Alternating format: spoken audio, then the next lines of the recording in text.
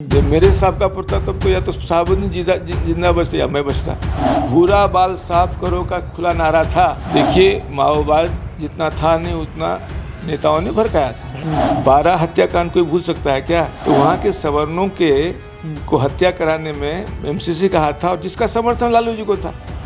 3 बार मुझे 2-3 महीने के बिना पोस्टिंग के भी रहना पड़ा। ईमानदारी से नौकरी करना कांटों के रास्ते पे चलने जैसा था। साहबुद्दीन का फैक्टर था, बेतिया में भागर यादव का गिरोह था, एक गिरोह दियारा में, फिर पैंती दियारा में काम करता था। एक लड़ाई में 12-15 लोग काट के गंगा जी में फेंक दिया जाता था। उस वक्त में आप सिस्टम का हिस्सा थे, क्या पॉलिटिकल प्रेशर होता था?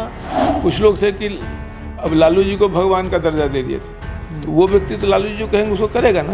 इनके बाकी लोग भी थे, कहते थे, उनके 2 साले थे, एक सुभाष एक साधु, वो भी बहुत इंटरफेयर करते थे। जिला के एसपी रह चुके हैं, पूर्व बिहार के डीजी रह चुके हैं, ऐसे में जनसुराज से जुड़ना ही आपने क्यों उचित समझा?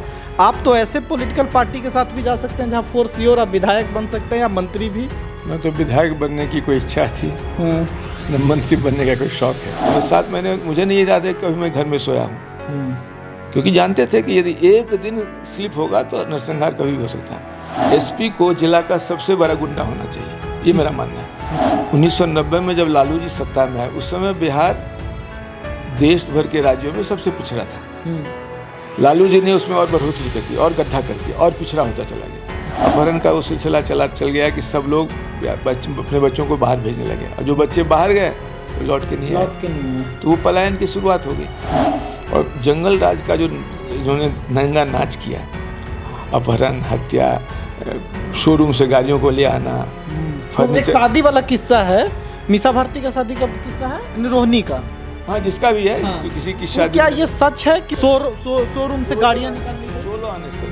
16 आने सच है। कौन कंप्लेन करेगा और किसके पास करेगा? पटना के सभी थानेदार की हाजिरी तो सीएम हाउस में लगती थी। शाम में सारे थानेदार बुलाए जाते थे, उसको टास्क दिया जाता था। पुलिस प्रशासन यहाँ से एसपी से थोड़ी चलता था, साधु सुभाष चलाते थे। शिल्पी गौतम कांड कैसे भूल जाएगा लोग? और जब थानेदार वही होगा जिसको साधु सुभाष का आशीर्वाद होगा। जो भी बिहार को लूटा है, जिस समय लूटा है, जांच कराई जाएगी। तो चुनाव नहीं लड़ रहे हैं इस बार आप? चुनाव क्यों लड़ेंगे जब लालसाई ने चुनाव लड़ना ही नहीं है? हम तो बिहार की व्यवस्था परिवर्तन में प्रशांत जी का सहयोग करने आए हैं। हेडलाइन चलाएंगे कि आप इलेक्शन नहीं लड़ रहे हैं इस बार? बिल्कुल नहीं लड़ रहे हैं। जी प्रणाम, मैं हूं सुमित कुमार और आप देख रहे हैं सच बिहार। चुनावी व्यवहार में हर तरफ आपको देख रहे हैं कि बातचीत हो रहा है आजकल कि कौन कहां से चुनाव लड़ेंगे, कितने सीट पर कौन आएंगे और किस तरह का सरकार का फॉर्मुलेशन होगा। लेकिन उससे भी ज़्यादा बड़ा मुद्दा ये है कि किस मुद्दे पे इस बार का चुनाव होगा। हर बार की तरह क्या उसी जात पात वाले समीकरण में लोग जा रहे हैं, या फिर इस बार बुद्धि की बात होगी? बिहार से लोग बाहर जा रहे हैं काम करने के लिए, उनकी मजबूरी है, पलायन, तो इस पे बात होगी। इसी क्रम में आज हम बात करने आए हैं, ऐसे गेस्ट हैं जिनको बहुत बिहार का तो बहुत अनुभव है। एक आईपीएस के तौर पे, एक एसपी के तौर पे लगभग 8 जिला में कार्यरत रहे हैं, बिहार के पूर्व डीजी रहे हैं और इस वक्त अपनी पूरी अनुभव झोंक रहे हैं जनसुराज के लिए। तो शुक्रिया करते हैं आर.के. मिश्रा सर का। बहुत बहुत शुक्रिया सर आपके समय के लिए। नहीं, आपको बहुत बहुत धन्यवाद। आप आए हमसे मिलने के लिए, इसके लिए बहुत बहुत धन्यवाद। सर आप जैसा कि 8 जिला के एसपी रह चुके हैं, पूर्व बिहार के डीजी रह चुके हैं, ऐसे में जनसुराज से जुड़ना ही आपने क्यों उचित समझा? आप तो ऐसे पॉलिटिकल पार्टी के साथ भी जा सकते हैं जहां फोर्स योर आप विधायक बन सकते हैं या मंत्री भी, या फिर कहीं और एम्बिशियस भी हो सकते हैं ज़्यादा। न तो विधायक बनने की कोई इच्छा थी, न मंत्री बनने का कोई शौक है। हम ऑलरेडी डीजी होमगार्ड के पद पे काम किए हैं बिहार में, और बिहार में 243 विधायक होते हैं। डीजी होमगार्ड तो एक ही होता है ना। 40 सांसद होते हैं, डीजी होमगार्ड तो एक ही होता है।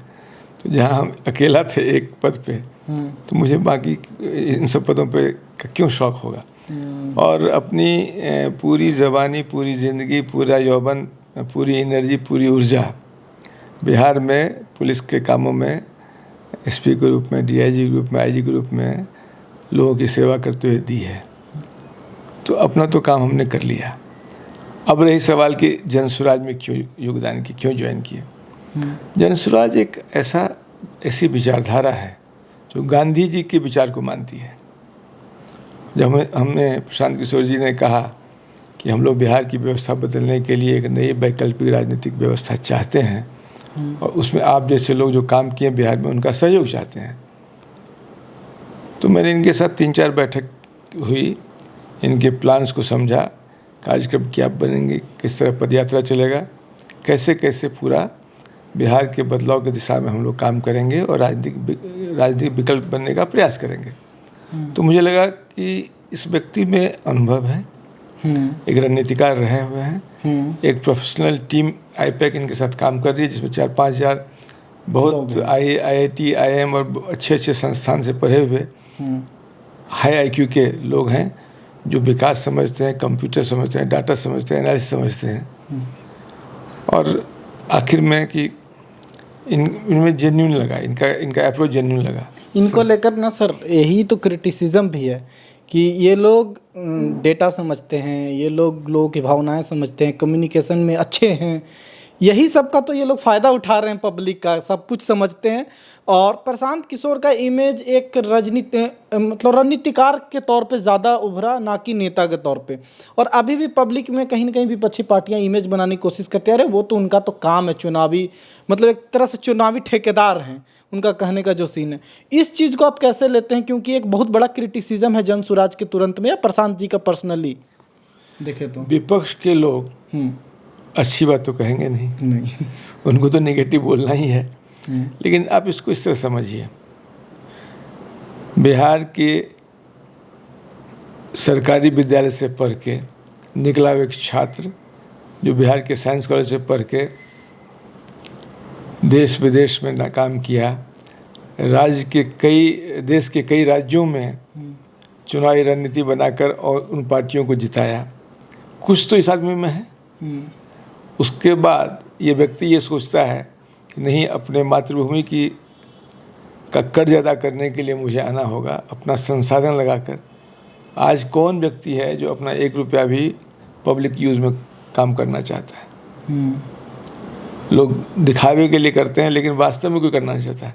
ये ऐसा व्यक्ति है जो अपनी पूरी कमाई हुई पूंजी, 10 वर्षों के से अर्जित संपत्ति, उसको इस काम में लगा दिया है, अपना शरीर गला रहा है, अपने शरीर को गलाते हुए आगे बढ़ रहा है।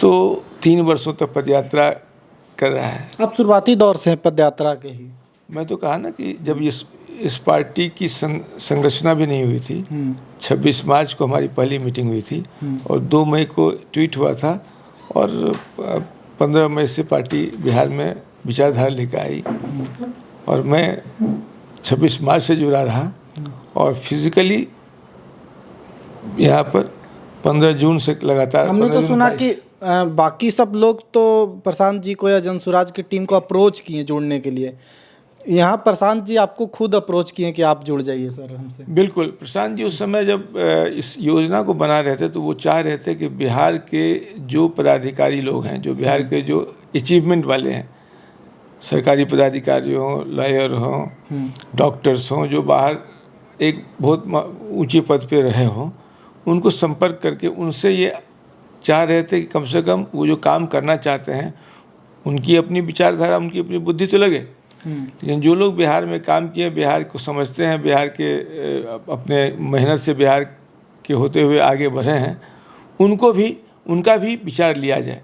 इसी क्रम में वो जगह जगह जाके वहाँ हैदराबाद में या जयपुर में या दिल्ली में पदाधिकारी जो इनके जहन में जहाँ से भी आता था लिस्ट, उनसे संपर्क करके बात करते थे।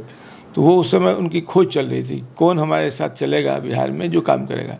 तो उस खोज में मैं मिल गया इनको और इन्होंने कहा कि आप तो काम किए बिहार में और आपका नाम भी है, तो हम चाहेंगे कि आप जैसा पदाधिकारी यदि हमारे साथ चलेगा बिहार तो इस अभियान को बहुत बल मिलेगा। बाकी सरकारों का सर, जैसे आरजेडी के कार्यकाल को लेकर तो बहुत क्रिटिसिज्म है कि उस दौर में बहुत गुंडागर्दी होता था बिहार में। उस दौर में लोग कानून पुलिस को उस तरह से वैल्यू ही नहीं करते थे, उनके गुंडागर्दी वाले लोग ही मतलब सारे सिस्टम चलाते थे।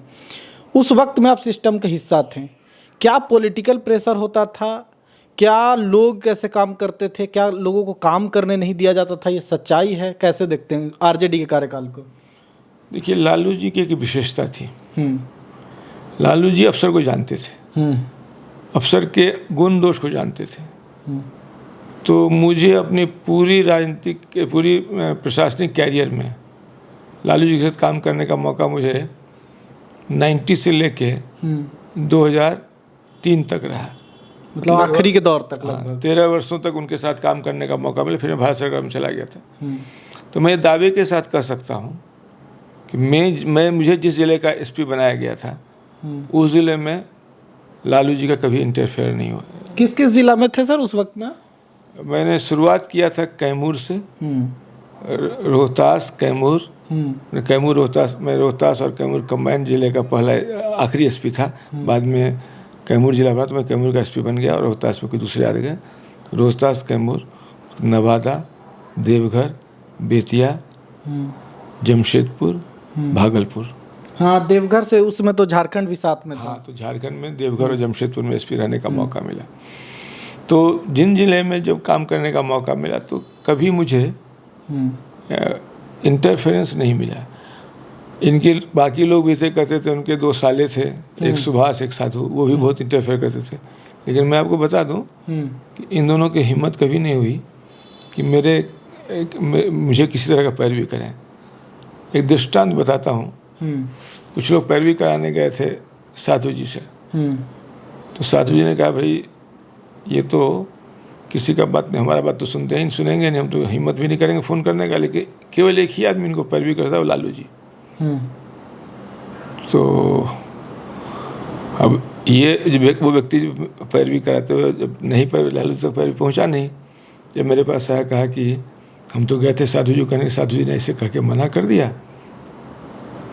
तो मैंने कहा सही बात कह रहे हैं कि मुझे तो लालू जी का ही पैरवी नहीं, तो साधु सुभाष जी का क्या पैरवी सुनेंगे हम। तो मैं अपने नियम से अपने शर्तों पे नौकरी किया।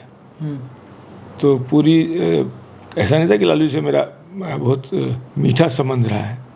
3 बार मुझे 2-3 दिन महीने के बिना पोस्टिंग के भी रहना पड़ा। लेकिन मैं स्वीकार किया इसको, क्योंकि ये हमारे ईमानदारी से काम करने का पारितोषिक था, ये रिवार्ड था। हम जानते थे कि यदि हम ईमानदारी से काम करेंगे तो मुझे इस रास्ते पे चलना पड़ेगा। सरकारी नौकरी में उस समय जो प्रशासनिक व्यवस्था थी, उस व्यवस्था में ईमानदारी से नौकरी करना कांटों के रास्ते पे चलने जैसा था। कांटों के रास्ते पर चलेंगे तो पैर में कांटे चुभेंगे, खून निकलेगा। लेकिन यदि आप उस रास्ते को छोड़ के मलमल के रास्ते पे चलना चाहेंगे बेईमान होकर, तो चुनना है। मतलब पूरा इंटरफेरेंस वो लोग का होता था इस प्रशासनिक व्यवस्था में। मैं दूसरों का तो नहीं कहूँगा, और बात तो होती होंगी ना सर। क्योंकि देखिए, कभी की होता क्या है कि आप राजा से अधिक ज़्यादा लॉयल हो जाए, more loyal than the king. कुछ लोग थे कि अब लालू जी को भगवान का दर्जा दे दिए थे, तो वो व्यक्ति तो लालू जी जो कहेंगे उसको करेगा ना। जब आप लालू को भगवान मानेंगे, बहुत से ऐसे लोग एसपी बने जो जिनको मौका नहीं मिलता, योग्यता नहीं थी, लेकिन लालू जी उनको बनाया। उस दौर में एक अभी उस पर तो वेब सीरीज भी बन गया, खाकी द बिहार चैप्टर, अमित लोढ़ा का कहानी, वो शायद शेखपुरा का कहानी है वो पूरी तरह से। क्या आपकी कोई मतलब उस कहानी से वास्ता है कोई, या अमित लोढ़ा जी को उस दौर में जानते होंगे उस तरह से? अमित लोढ़ा तो हम जब कई लोग बहुत जूनियर हमसे हैं, तो उस दौर में तो जब वो संभवतः एसपी बन के आए होंगे तब मैं डीआईजी आईजी बन गया था। अच्छे अफसर, अमित लोढ़ा अच्छे पदाधिकारी थे। हमें लगता है कि जब मैं आईजी दरभंगा था तो मेरे वो पूर्णिया के एसपी थे, जिसे मुझे याद आ रहा है। अच्छे अफसर हैं, मेहनती अफसर हैं, अपराधी पर नकेल कसने वाले पदाधिकारी हैं। ये तो मुझे जैसा उनके विषय में मैं कह सकता हूँ। बाकी वेब सीरीज तो एक घटना को लेके किया है, वो जो अपराधी अपने क्रिएटिव वर्क भी है, वो तो अपराधी घटना है। अब अशोक महतो और उन लोगों की लड़ाई को उन्होंने चित्रित किया है। तो ऐसे तो शहाबुद्दीन का फैक्टर था, बेतिया में भागर यादव का गिरोह था, एक गिरोह दियारा में, फिर पैते दियारा में काम करता था, गंगोता, उसकी लड़ाई होती थी। एक लड़ाई में 12-15 लोग काट के गंगा जी में फेंक दिया जाता था। तो वो दौर, लालू जी के दौर में अराजकता तो थी, इसको तो कहीं से भी। शहाबुद्दीन को वो कितना प्रोटेक्ट करते थे? कई बार मतलब ऑडियो कॉल लीक हुए, कई बार सपोर्ट का आरोप लगा, बहुत चीज़ें हुए। आप लोग एज प्रशासक के तौर पे कैसे देखते थे? क्या कितनी इंटरफेरेंस होती थी डायरेक्ट? शहाबुद्दीन तो अपने को किंग मानता ही था उस क्षेत्र में, उसने वो छात्र जेएनयू के छात्र की हत्या करा दी, उसने लोगों को इस सीट में डाल दिया। शहाबुद्दीन के घृणित कार्य, उसके जितने काम है उससे उसको तो पूरे बिहार जानता है, सीवान के लोग जानते हैं। पुलिस पदाधिकारी के से बदसलूकी किया। तो बच्चू सिंह मीना ने जब घेर के उनको उस इनकाउंटर हो जाता तब कैसे न कैसे, चूँकि सांसद थे तो हस्तक्षेप हुआ, नहीं तो उस दिन तो उनका बचना दूभर था जिस तरह गोलीबारी हुई थी। तो सीधा सीधी पुलिस से उनका इनकाउंटर हुआ है। एक उसके पहले सिंघल एसपी थे जिसको घर खदेड़ दिया था इन लोगों ने, और सिंघल को भागना पड़ा था। क्या प्रेशर, पॉलिटिकल प्रेशर उनको बचाने के लिए होता था डायरेक्ट कि मतलब बचा लेना है, कुछ नहीं होना चाहिए? ये तो जो पदाधिकारी वहाँ होंगे, क्योंकि मेरा साहब का तो पड़ा नहीं, जब मेरे साहब का पड़ता तब तो या तो साहब जिंदा बचते या मैं बचता। मेरे साथ तो पड़ा नहीं साहब का, लेकिन जिन पदाधिकारी उस पर कहानी सुन रहा हूँ, जिसे सिंघल को खदेड़ दिया था, सिंघल को पीछे हटना पड़ा। गोली चलनी चाहिए थी। कोई अपराधी आपको खदेड़ रहा है तो आप भाग क्यों रहे हैं? रोक के गोली चलाइए। पुलिस में तो हम लोग सर पे कफन बांध के चलते हैं। अपराधी से लड़ना है तो लड़ना है। और उस दौर में तो बहुत कुछ चैलेंजेस था, ये गुंडागर्दी तो था ही, माओवाद भी चरम पे था उस समय में। तो देखिए, माओवाद जितना था नहीं उतना नेताओं ने भड़काया था। ये भी सच्चाई है। सेंट्रल बिहार में जो इतनी घटनाएं घटी, जो नृशंस हत्याएं हुई, उसमें सीधा राजनीतिक समर्थन था। जो एमसीसी वालों को लालू जी की पार्टी का समर्थन था ही, इससे कोई इनकार थोड़ी नहीं करेगा। एक जेन्युइन बात बताता हूँ सर मैं आपको, मैं उस क्षेत्र से आता हूँ, बिहार के गया जिला से, इमामगंज विधानसभा से। वो अति नक्सल क्षेत्र में से रहा है, और 2003-04 वाला वो समय था जब नीतीश जी का पॉपुलैरिटी बढ़ गया था बहुत ज़्यादा, और लालू जी थोड़ा सख्ते में थे। उस समय माओवादी के लोग खुल के अप्रोच करते थे कि आपको लालटेन पे वोट देना है, और ये उस तरह के बैनर पोस्टर लगाए जाते थे उस क्षेत्र में। तो ये तो आप खुद कह रहे हैं, जो मैं बात कर रहा हूँ कि एमसीसी का खुला समर्थन था, भूरा बाल साफ करो का खुला नारा था। 12 हत्याकांड कोई भूल सकता है क्या? नहीं, एकदम नहीं। तो वहाँ के सवर्णों के को हत्या कराने में एमसीसी का हाथ था, और जिसका समर्थन लालू जी को था। वो तो तब रुका जब अंतिम नरसंहार मियाँपुर हुआ, जिसमें यादवों की हत्या हुई। उसके बाद लालू जी को समझ में आ गया कि अब हमारा खेल खुल चुका है। तो पुलिस प्रशासन क्या मतलब इस बात को नहीं समझती थी कि लालू जी इस तरह समर्थन कर रहे हैं तो हमें एक्शन लेना चाहिए, या फिर मजबूर होती थी कि नहीं भाई अब क्या कर सकते हैं? देखिए, मैं तो अपना जिम्मा लूँगा। जिस समय नरसंहार का सिलसिला चल रहा था, उस समय में औरंगाबाद में एसपी था। वो तो बगल के ही जिला में थे। लेकिन मैं आपको बताता हूँ कि किसी दिन रात में घर में, जब तक मैं 7 महीने रहा वहाँ एसपी, घर में सोने का मौका नहीं मिला। कि जैसे शाम 7 बजता था, हम निकल जाते थे, और अपने क्षेत्र के अलावा खास करके हमारा जो जहानाबाद से बॉर्डर था, क्रिस क्रॉस बॉर्डर है, कब आप जहानाबाद में आ जाएंगे, कब आप औरंगाबाद में, पता नहीं चलता है। वो थोड़ा सा है, ऐसा बॉर्डर था। तो हम तो जहानाबाद के कुछ एरिया में भी रात भर गश्ती करते थे। मैं ही नहीं, बिल्कुल मेरे सारे थाना प्रभारी निकलते थे। कोई रात में सोता नहीं था। तो मैं 7 महीने, मुझे नहीं याद है कभी मैं घर में सोया हूँ, क्योंकि जानते थे कि यदि एक दिन स्लिप होगा तो नरसंहार कभी भी हो सकता है। उस समय तो एक वहाँ का विधायक ने मुझे फ़ोन किया किसी थानेदार को हटाने के लिए। तो मैंने कह दिया कि नहीं, तो बोला कि नहीं हटाएंगे तो यहाँ पर हत्या हो जाएगी, बहुत लोगों की हत्या हो जाएगी। हम बोले यदि तुम्हारी इतनी हिम्मत है, एक हत्या होगा तो पहला नाम तुम्हारा डालेंगे। तुम क्या समझते हो? तुम मतलब डायरेक्ट धमकी कि इसको नहीं हटाएंगे तो हत्या हो जाएगी। थानेदार को हटा दीजिए, क्योंकि थानेदार उसकी बात नहीं मान रहा था।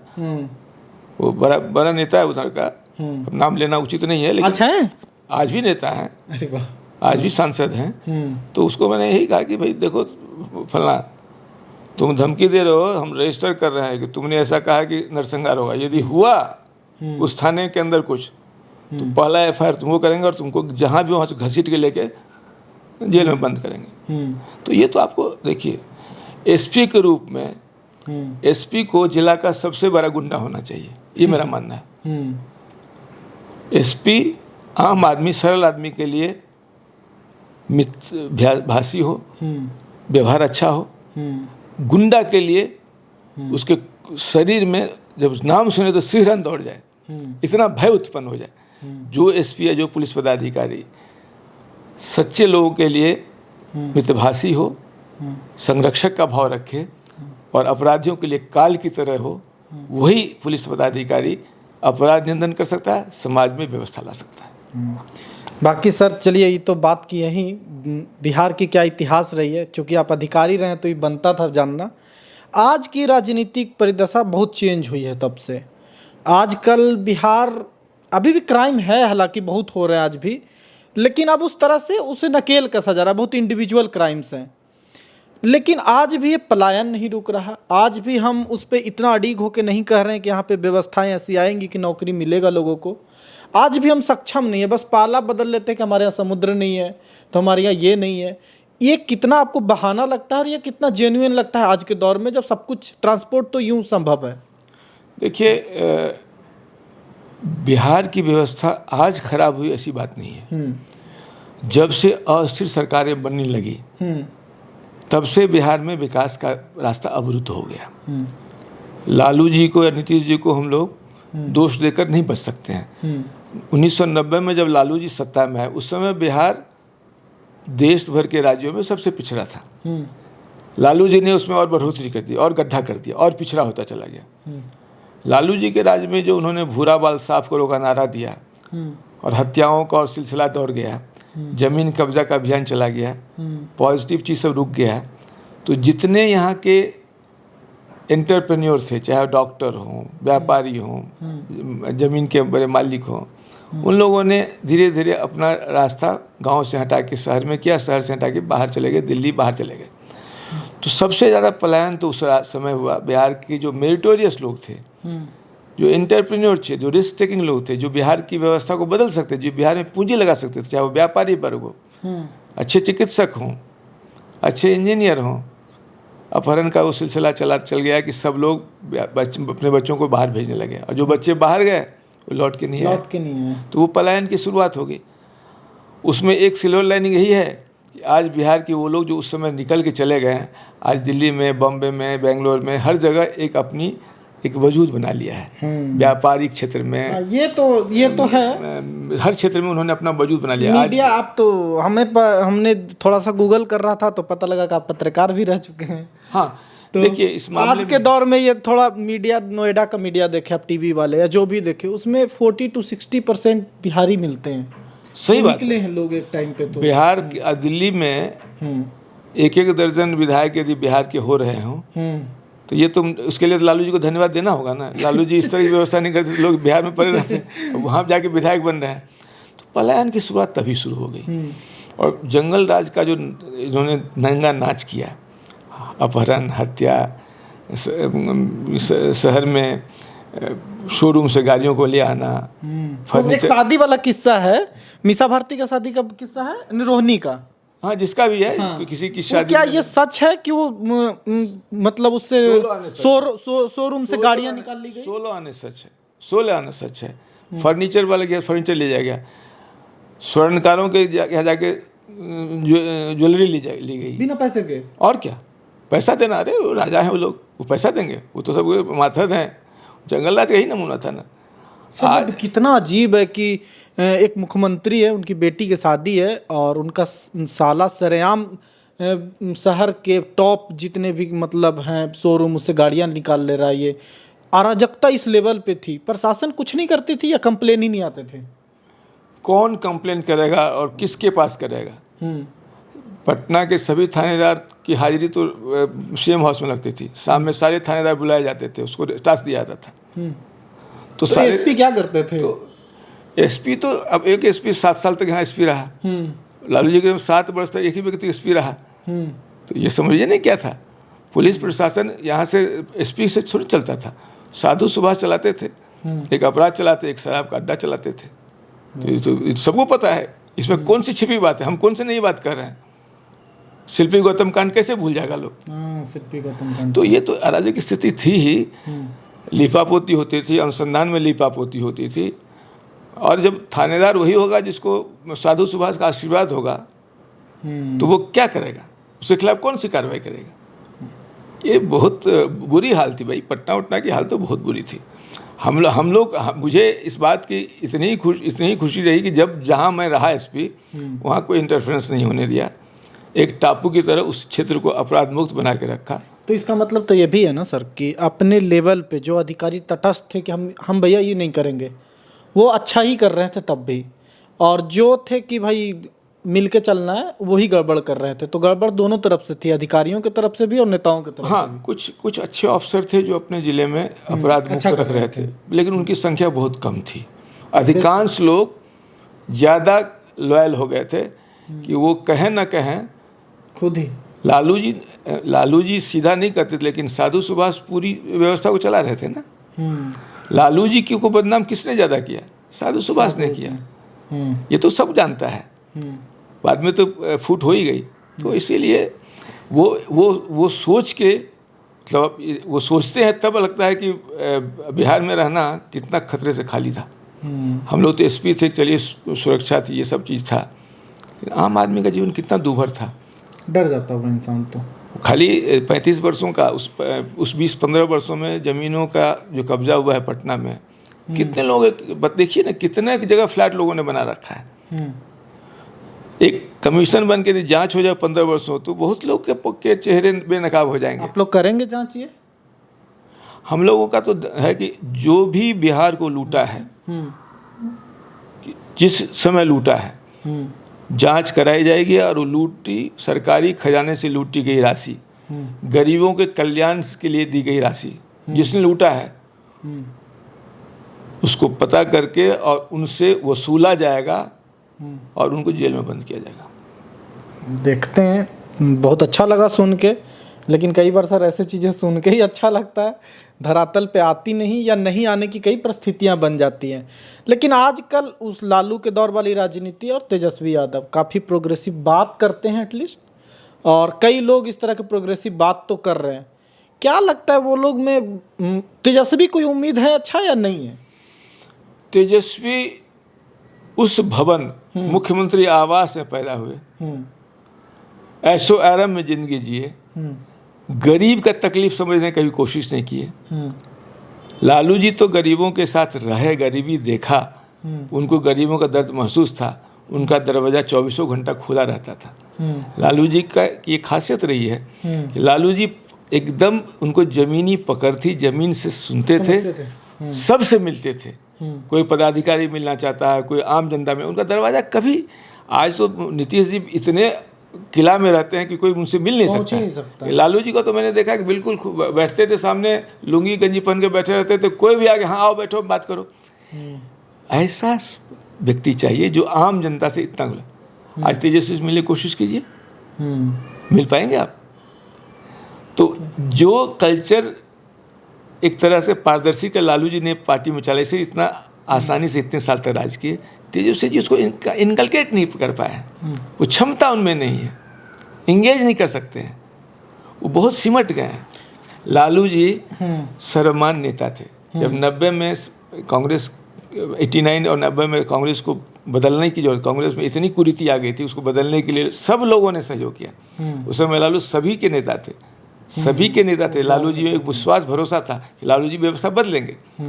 हमने देखा था सबके, चाहे वो अगरा हो, पिछड़ा हो, दलित हो, महादलित, सब लालू जी को ये बदलेंगे।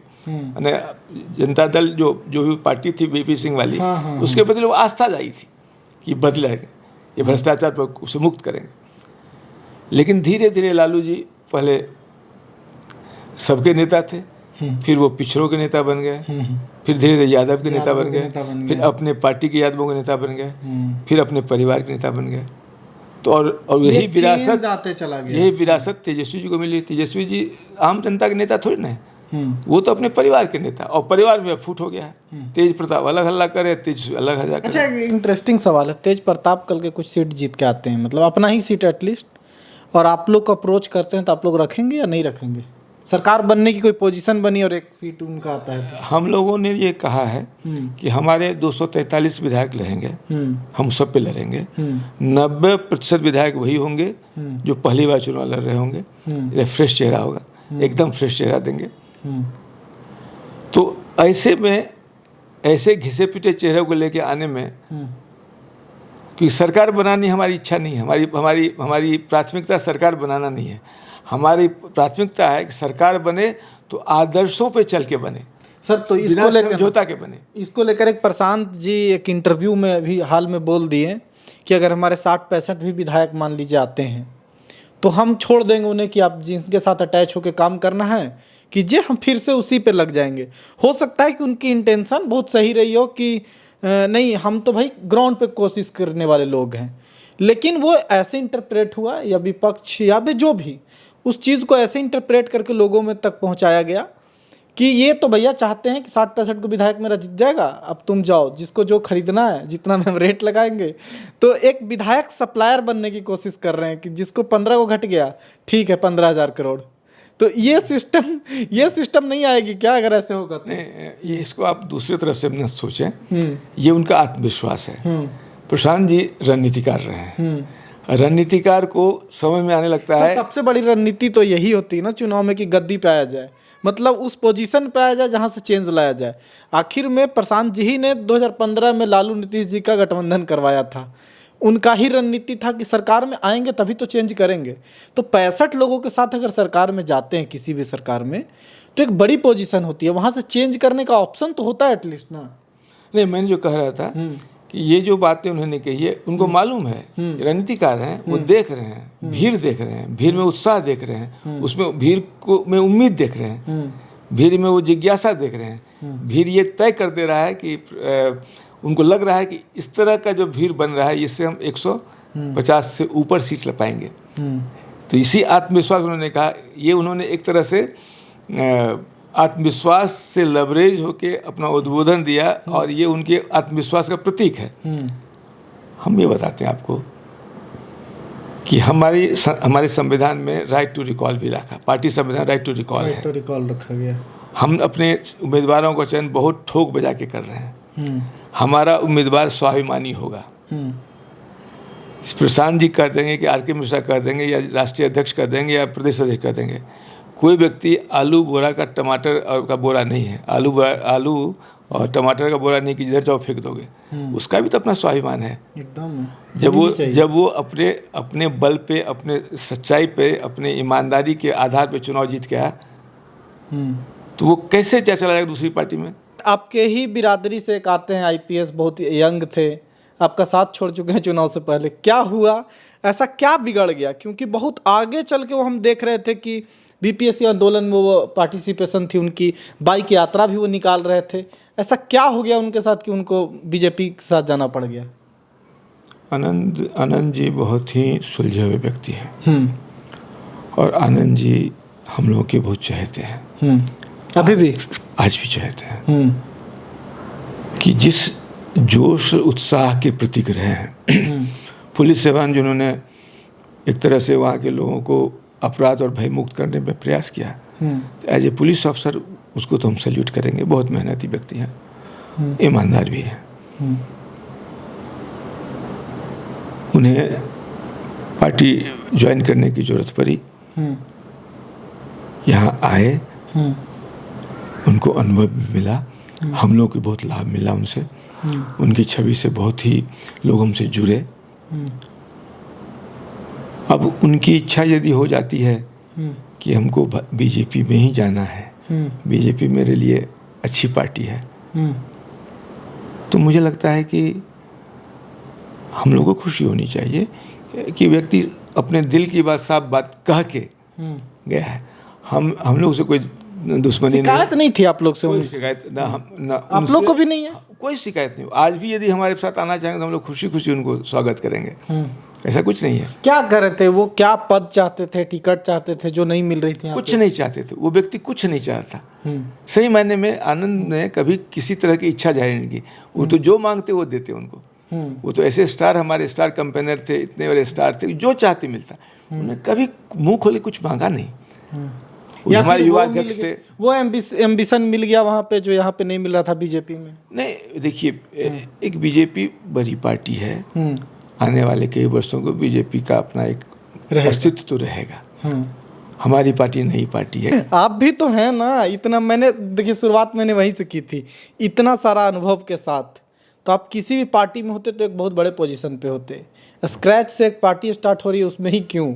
तो मैं यही पूछना चाह रहा हूँ कि वो एम्बिशियस हैं, ठीक है, यंग हैं, युवा हैं, आप क्यों नहीं इस वक्त में एम्बिशियस हो रहे हैं कि हमें मंत्री बन जाना चाहिए या फिर किसी पार्टी में ऐसे हों जहाँ पे कोई बड़ा पोस्ट मिल जाए? आप मैंने पहले ही कहा कि किसी पोस्ट की लालसा अब रही नहीं। तो चुनाव नहीं लड़ रहे हैं इस बार आप? चुनाव क्यों लड़ेंगे जब लालसा ही नहीं, चुनाव लड़ना ही नहीं है। हम तो व्यवहार की व्यवस्था परिवर्तन में प्रशांत जी का सहयोग करने आए हैं। हम तो उनके सहयोगी हैं, हम सहकर्मी हैं उनके।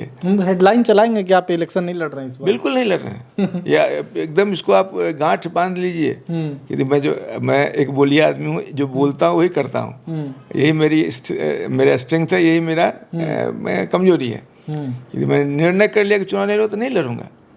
प्रशांत जी कल के कहते हैं कि नहीं आपको तो अब लड़ना पड़ेगा। नहीं, उनसे ये बात हो चुकी है, उनको मैंने पहले ही बता दिया था। हम लोग की जब चर्चा हुई थी उस समय मैंने कह दिया था कि मैं चुनावी राजनीति से अपने को दूर रखूंगा, मैं बिल्कुल चुनाव नहीं लड़ूंगा। देखिए, चुनाव लड़ना इम्पोर्टेंट नहीं है। सरकार बनाने के बाद सरकार में पॉलिसी को चलाना एक बहुत बड़ी चीज़ है, बहुत बड़ी। यदि आप चुनाव लड़के जीत जाते हैं तो आप एक विधायक के रूप में सिमट जाएंगे। समझ रहे हैं? मैंने जो कहा ना 243 और 1 DG, तो आप एक 243वां हिस्सा हो जाएंगे और आप बहुत से नियमों से बंध जाएंगे। लेकिन यदि आप बाहर रहते हैं तो आप पार्टी में भी यदि कोई इस तरह का यदि कहीं डिफरेंसेज हो रहा हो, पार्टी अपने यदि मानक रास्ते से भटकना चाह रही हो, तो हमें लाने के लिए उस समय हम जैसे लोगों की आवश्यकता पड़ेगी, पार्टी को बताने के लिए भाई ये गलत हो रहा है। तो प्रशांत जी कहाँ से चुनाव लड़ रहे हैं, इस बारे में डिस्कशन हुई? करहरा से लड़ रहे हैं या फिर राघोपुर से लड़ रहे हैं? ये निर्णय अभी पार्टी के किसी फोरम पे हुआ नहीं है। प्रशांत जी की अपनी चुनाव तो लड़ रहे हैं वो इस बार। ये प्रशांत जी की व्यक्तिगत इच्छा है, उस उनकी व्यक्तिगत पर छोड़ेंगे। उनकी व्यक्तिगत इच्छा क्या है उस पर छोड़ा जाएगा। जो पार्टी के फोरम पे हम चर्चा करेंगे उस समय उनकी इच्छा पूछी जाएगी, उनसे बात की जाएगी। वो जैसा चाहेंगे, जिस तरह से चाहेंगे, उनके इच्छा के अनुसार और पार्टी के नियमों के अनुसार, कि पार्टी का नियम है कि कोई भी चुनाव लड़ना चाहेगा उसको अपने कर्म क्षेत्र या गृह क्षेत्र से लड़ना होगा, उसके बाहर नहीं जा सकते। तो अच्छा, कर्म क्षेत्र या गृह क्षेत्र, तो इसीलिए वो कह रहे हैं कि करहरा हमारा गृह क्षेत्र हुआ और कर्म क्षेत्र हो गया राघोपुर। अब देखिए, इसमें दोनों में से कोई एक जगह से चुनाव लड़ सकते हैं। हाँ, ये आप जिसको इस तरह से देख सकते हैं, लेकिन जब तक पार्टी के फोरम पे तय नहीं होता तब तक आधिकारिक रूप से मेरे जैसे व्यक्ति को जो इतना जनसुराज से इतने जुड़ा हुआ है, तो हम आधिकारिक कुछ बात करना ठीक नहीं होगा। हम इतना ही कर सकते हैं कि पार्टी के फोरम पे इस चर्चा होनी है। आने वाले दिनों में मीटिंग तय है, उस मीटिंग में चर्चा होगी। जो हमारी पार्टी किसी व्यक्ति की पार्टी नहीं है, किसी समूह की पार्टी नहीं है। हम लोगों ने एक कार्यकारिणी परिषद बना के रखा है, राष्ट्रीय कार्यकारिणी परिषद, उसमें 35 लोग हैं। इसके अलावा एक कोर कमेटी है। तो राष्ट्रीय कार्यकारिणी परिषद किसी पॉलिसी पर निर्णय करती, फिर कोर कमेटी उसको मुहर लगाती है, फिर और बड़ी पंचायत से बात करते हैं। तो हम लोग बहुत से लोगों को साथ लेकर, बहुत से लोगों का सहयोग लेके, उसका सुझाव लेके तब निर्णय करते हैं। इसलिए एक व्यक्ति का निर्णय नहीं हो सकता है, पूरे समूह का जब निर्णय आएगा। अभी देखिए, उम्मीदवारों के चयन में हम लोग क्या कर रहे हैं। पहले हम लोगों ने उनको फॉर्म भरने के लिए कहा, फिर 25 लोगों की एक कमेटी चुनाव की बनी जो चयन करने के लिए उम्मीदवारों के विषय में जिला के पदाधिकारियों के साथ चर्चा किया। ये 20 दिनों तक ये चर्चा हुआ 243 विधानसभाओं के लिए। अब दूसरे चरण में हम हर विधानसभा में जाकर वहाँ जितने हमारे पदाधिकारी हैं, ऑब्जर्वर भेजे जा रहे हैं, सीनियर अफसर भेजे जा रहे हैं, वहाँ उनसे चर्चा कर रहे हैं, वहाँ नाम ला रहे हैं। फिर तीसरे चरण में कार्यकर्ता सम्मेलन करके वहाँ पर चर्चा होगी उम्मीदवारों की, उसमें वोटिंग होगा। उस वोटिंग में जिसको ज़्यादा वोट मिलेगा, कि हमारे हर विधानसभा के 4 से 5 प्रत्याशी मैदान में अभी हैं, तो जिसने अच्छा काम किया, जिसकी ज़्यादा पहुँच होगी, जिसके विषय में ज़्यादा अच्छी बात होगी, जो जीतने के ज़्यादा काबिल होगा, जो समीकरण में एकदम फिट बैठेगा, जो वहाँ के लोगों का, कार्यकर्ताओं का पसंद होगा, वैसे व्यक्ति का नाम लेके आएंगे। तो ये बहुत ही प्रजातांत्रिक ढंग से। और ये लिस्ट कब तक आ जानी चाहिए लगभग? अभी तो लोग कह रहे हैं कि थोड़ा भादों का लिहाज हम लोग कर रहे हैं, कि लोग कह रहे हैं कि भादों का महीना में नया काम नहीं करना चाहिए। तो भादों खत्म होते हम लोग कर लेंगे, लिस्ट तैयार है। तब तक कार्यकर्ता सम्मेलन में भी और मुहर लग जाए, तो उसमें कुछ यदि फेरबदल कार्यकर्ताओं के विचार से होगा तो सबको हम लोग एकोमोडेट कर लेंगे। 243 के 243 विधानसभाओं के लिए कम से कम 3 अच्छे उम्मीदवार जितने लोग उनके उनका चयन एक स्तर से हो चुका है। उस 3 में किसी एक को मिलेगा वो होगा। हाँ, तो वो कार्यकर्ता के मुहर के बाद ही पता चला उस 3 में चुनाव में जो उम्मीदवार थे उनको रिपीट कर रहे हैं या फिर उन पे भी मंथन चल रहा है?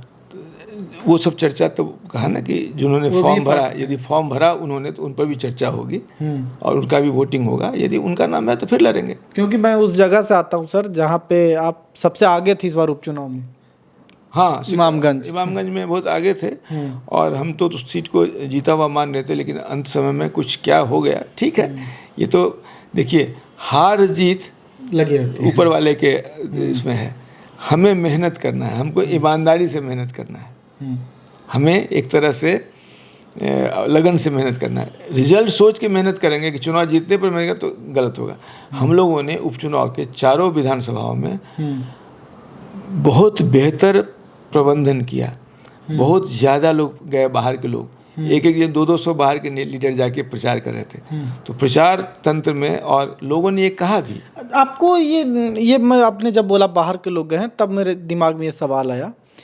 उस वक्त में बहुत ज़्यादा बात हुई लोकल लेवल पे, चूँकि मैं उस क्षेत्र से आता हूँ तो मैं बता सकता हूँ कि यहाँ के लोग तो हैं नहीं इनके साथ, बाहर से आए हैं प्रचार करने, और ये नेगेटिविटी भी कहीं ना कहीं नुकसान पहुँचाया। नहीं, ये हम लोगों ने अनुभव किया क्योंकि उस समय पदयात्रा उन क्षेत्रों में हुई नहीं थी। दुर्भाग्य ये था कि हम जिस क्षेत्र में चुनाव लड़ने जाए थे, चारों विधानसभा, कोई भी विधानसभा में पदयात्रा नहीं हुई थी। मैंने पहले बताया ना, जब आप चर्चा कर रहे थे कि पहला चुनाव हम लोगों ने लड़ा था आफाक अहमद छपरा विधान परिषद से, और वो जीते, निर्दलीय जीते, और आज भी हमारे साथ काबिज हैं, कहीं भाग के नहीं जा रहे हैं। उनको भी मौका कई बार मिलता तो जा सकते थे मंत्री बनने के लिए। मेरे कहने का मतलब है कि प्रशांत जी के कहने से, हमारे कहने से कोई नहीं जाएगा। आफाक जैसा उदाहरण हमारे पास है कि 2.5 साल से निर्दलीय रह के हमारे साथ काम कर रहा है, और कई अवसर, कई मौके आए जो अलग पार्टियों ने उनको कहा, फिर भी वो, हमने इंटरव्यू भी किया सच बिहार पे उनका, और वो एक बात हमसे कहते हैं कि चाहे तो हम यहाँ काम कर रहे हैं, नहीं तो राजनीति छोड़ेंगे फिर। हाँ, वो देखिए पहला हमारा विधायक, इतना सच्चा विधायक, इतना ईमानदार विधायक, इतना कर्मठ और वफादार विधायक मिला, तो हमारे जितने भी, एक जीते या 100 जीते, जितने भी जीतेंगे, कोई भी पार्टी छोड़ के कहीं नहीं जाएगा। चाहे प्रशांत जी कह दें कि उदय जी कह दें कि मनोज जी कह दें कि आर.के. मिश्रा कह दें, वो अपने स्वाभिमान से आए, जीत के अपने बल पे आए हैं ना, उसको अपनी स्थिति साबित करनी है। यदि छोड़ के कहीं गया तो वहाँ जब जाएंगे अपने क्षेत्र में, तो जो जनता उनको क्या जवाब देंगे, जनता उनसे जवाब मांगेगी और उनको उनके साथ बहुत बदतमीजी होगी। तब वो समझते इस बात को कि आम जनता में जो एक उम्मीद और आशा की किरण उनमें दिया, उसको कैसे वफादारी कैसे छोड़ देंगे, गद्दारी कैसे करेंगे? गद्दार कहलाना कोई पसंद नहीं करेगा, कोई नहीं करेगा। हालांकि आजकल की राजनीतिक परिस्थितियां ऐसी बन गई है कि लोग कर रहे हैं, कोई भी पार्टी से कोई चुनाव जीतता है और कोई में चला जाता है, कोई फिक्स रहा नहीं है। लेकिन आपका बहुत बहुत शुक्रिया सर, समय के लिए आपने बहुत अच्छा समय दिया। हमने सारे मुद्दा पे बात किया, बिहार में अपराध पे भी, चूँकि अफसर रह चुके हैं, 8 जिला के एसपी रहना कोई छोटी बात नहीं, आईजी रहे, तो अनेक पोस्ट पे रहे, जहां प्रशासन कैसे काम करती है डायरेक्ट अनुभव है, बिहार में अपराध कैसे वर्क करता था, पॉलिटिकल इंटरफेरेंस कितनी होती थी, सारे बातों पे हमने बात किया। कई बात पे देखते हैं कई रिएक्शंस भी आएंगे आरजेडी का, क्योंकि डायरेक्ट उन पे सवाल उठे हैं। बाकी आपकी राय क्या है हमारी इस बातचीत पे ज़रूर कमेंट करके बताइएगा। बाकी हमें और किन से अप्रोच करके, किन की कहानी और किन से बातचीत करनी चाहिए, आप ज़रूर बताइएगा। बाकी सच बिहार के फेसबुक पे भी आप हैं तो फॉलो कीजिए, सारी अपडेट वहाँ भी मिलेंगे। देखते रहिए सच बिहार। नमस्कार।